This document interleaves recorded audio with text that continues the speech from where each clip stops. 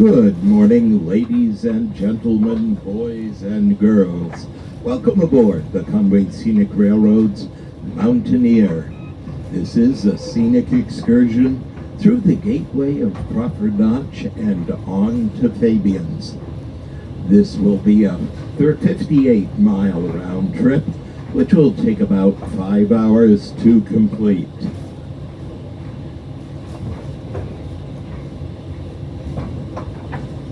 Your engineer today is Joe, the conductor is Haig, and the trainman is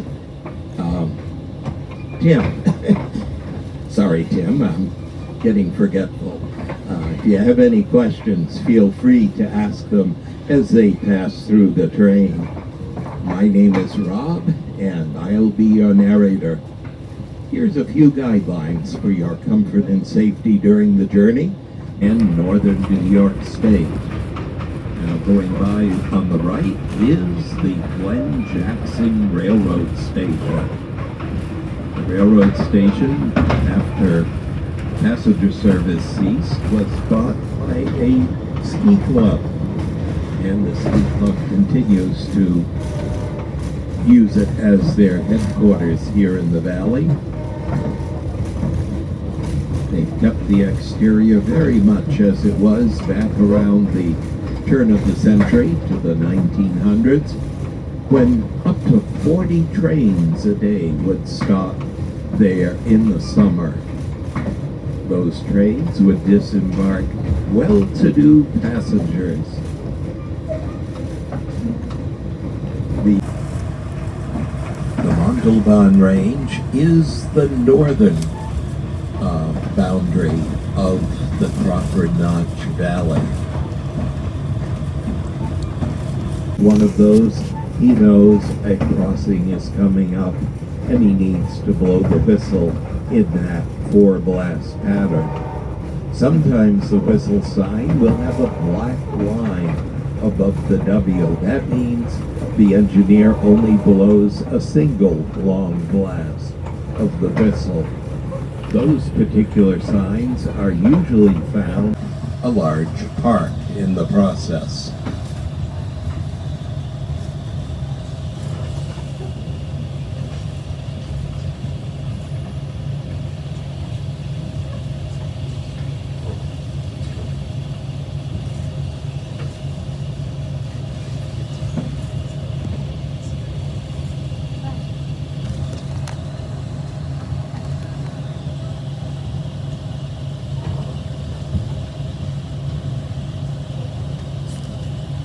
To the left of our train is the original Bartlett Freight House.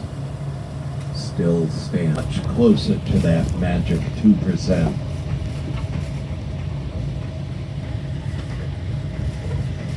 Now on these first 5 miles, we'll also be crossing 4 steel bridges. The first one is coming up. It's over Albany Brook. It's a short steel girder bridge.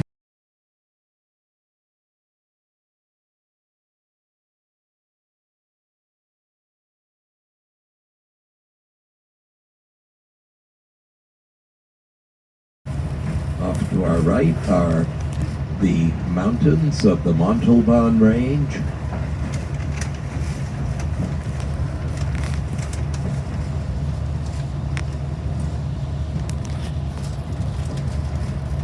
Off to our left are the various mountains that form the southern side of the Crawford Notch Valley.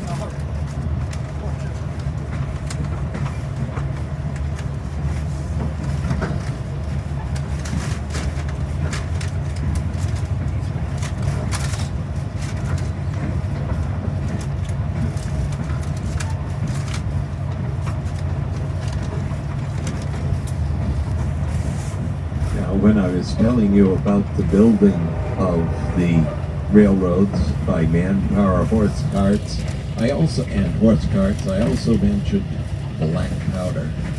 That's what was used to go through the rock cut. I just heard the blast of the whistle, so we're coming up to the rock cart and Nancy Brook.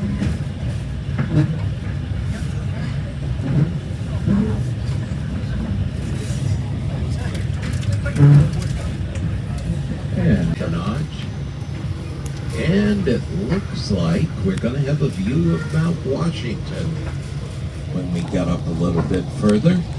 And if not, we'll see other mountains that are snow-covered this time of year.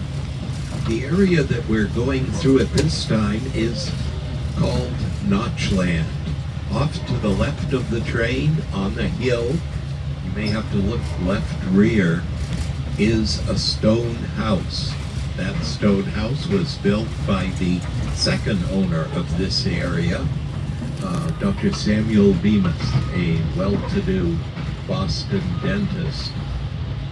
Prior to his ownership of the land was owned by the Crawford family, originally settled by Abel and Hannah Crawford, who came here in 1792 with their of the Davis Path. And the Davis Path goes up the side of the Montalban Range and then along the ridge to Mount Washington summit. The Davis Path was built by the Crawford family. It was named for the daughter of the Crawford family and her husband, their last name being Davis.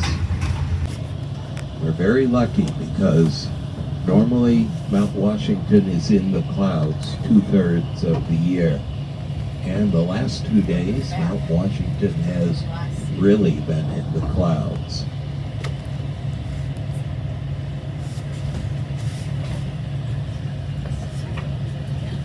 Now, off to the right, you can look down and you'll see a green metal roof.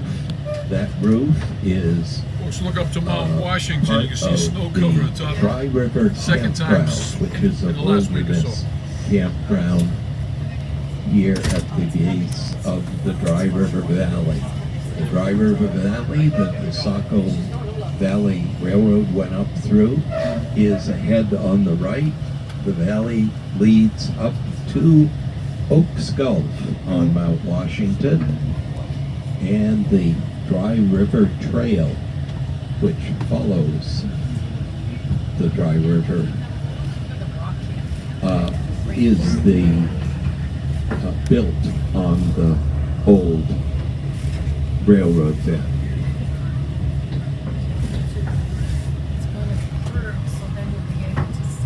We're going through another rock cut. If you look on the sides, you'll see vertical marks that have a circular shape in the rock.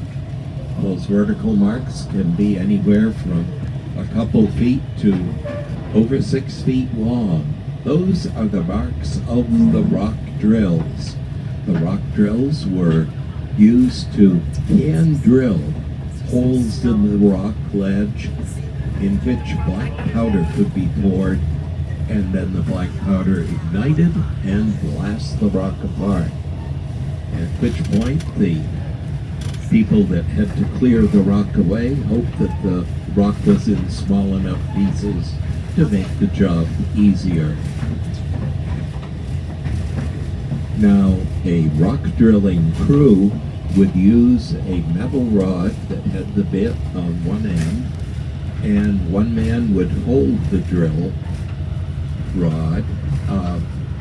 One or two other of the crew would man sledgehammers. The track on the mountain division here up along the side of the mountains is probably the closest to level that the track could get because of that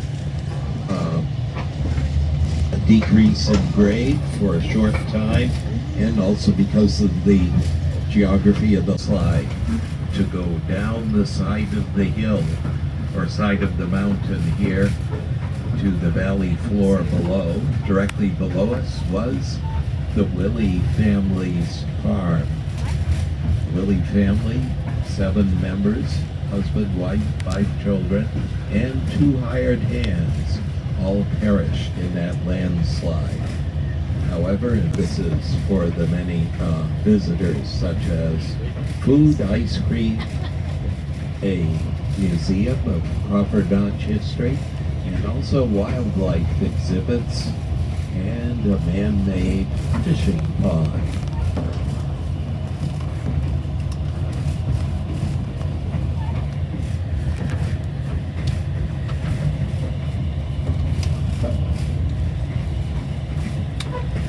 Now we'll be coming up to the second major obstacle that the builders of the P&O Railroad had to overcome in their quest to build the railroad, and this is the Willie Brook Gorge.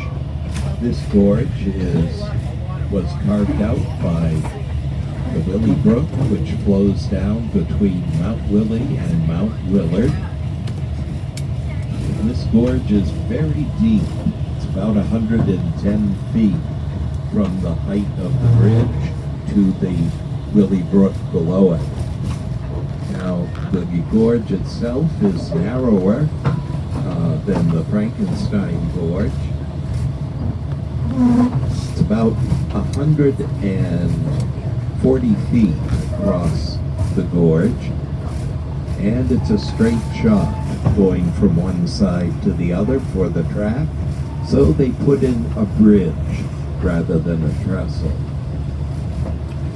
Now, there was an abutment built so that a 100-foot long steel girder bridge could be, actually it was an iron girder bridge, could be installed, and then they built a short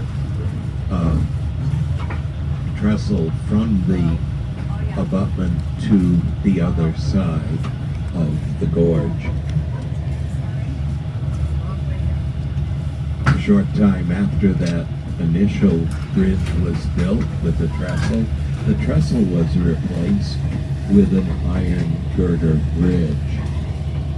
Then in 1905, the entire bridge was replaced with a steel girder bridge. This steel girder bridge was built right next to the existing bridge at the time, and when the steel girder bridge was completed, the old bridge was slid off to the side and the new bridge slid in less than an hour.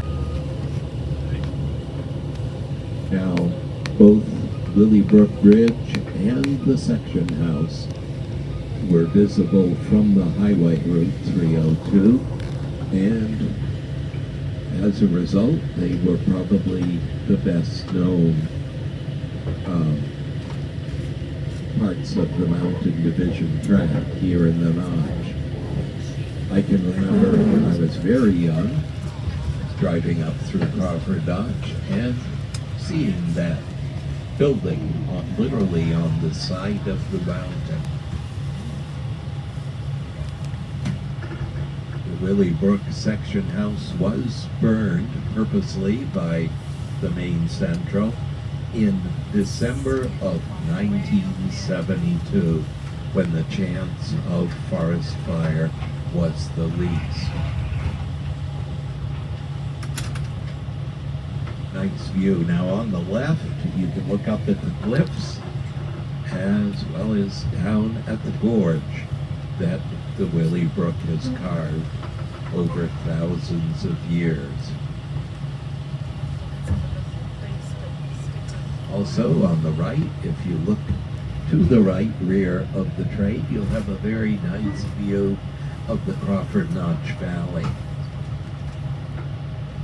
Now the best view of the Crawford Notch Valley is from the top of Mount Willard Cliff, which will be on our left momentarily, of the train to the passenger cars of the cog for a journey up Mount Washington.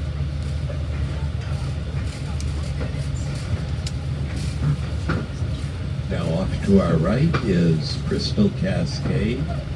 Those of you at the front of the train may also be able to see Flume Cascade. Then they had to. Now looking down from the right side of the train, you'll see a small pond known as Dismal Pool. That's a low area that was filled in by water from the Saco Brook, which filled it up, and then once it was up to a point where it overflowed, the Saco Brook continued on its journey east to the Atlantic Ocean.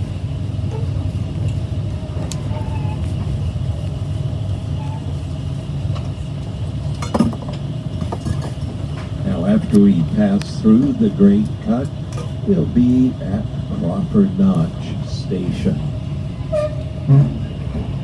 We'll be stopping there at Crawford Notch Station for approximately, let's see, half an hour, give or take. You will hear a horn blast at 1:40, and that's to warn you if you're not on the train, get there in 10 minutes, because at 1:50 we depart for Fabian Station, our turnaround point in our journey. We've just gone through the Great Cut. Route 302 is on our right. It's finally made it back up to our level after a steep climb right at the last few miles. Now the Saco River, or Saco Brook, which it is at this point, is in a covert under Route 302. Very shortly you'll see the cement works where the covert begins, and you'll see what will become the Saco River, right now the Saco Brook.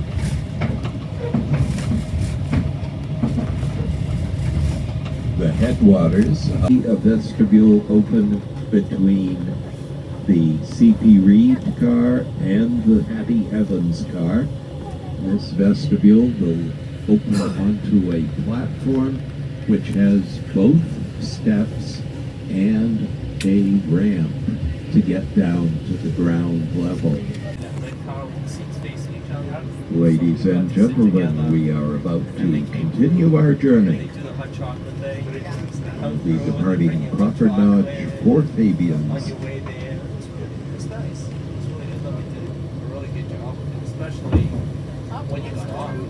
As we pull away from the Crawford Notch Station, off to the right ahead, beyond the Crawford Notch Station, is the Appalachian Mountain Club's Highland House. This conference center and hiker hostel has been in place since the 1990s. It was built on the footprint of the old Grand Hotel, the Crawford House. That Grand Hotel was built in 1850. It catered to the well-to-do tourist. And right now we're going in between stone walls and the two stone abutments upon which a pedestrian bridge used to span. That pedestrian bridge took pedestrians from the Grand Hotel over to their tennis courts on the other side of the tracks. Also, it was a way to access the many hiking trails that start from that area. One of those hiking trails is the Mount Willard Trail.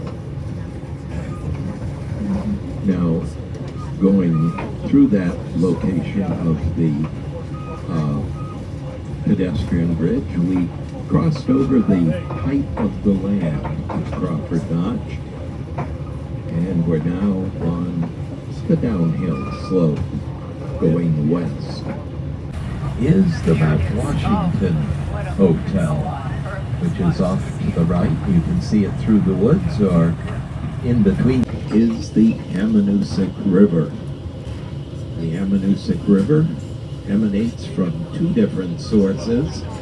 The Ammonoosuc Lake is one of the sources, and the Ammonoosuc Ravine off on the side of Mount Washington is the other source. The two branches join together upstream from where we are right now.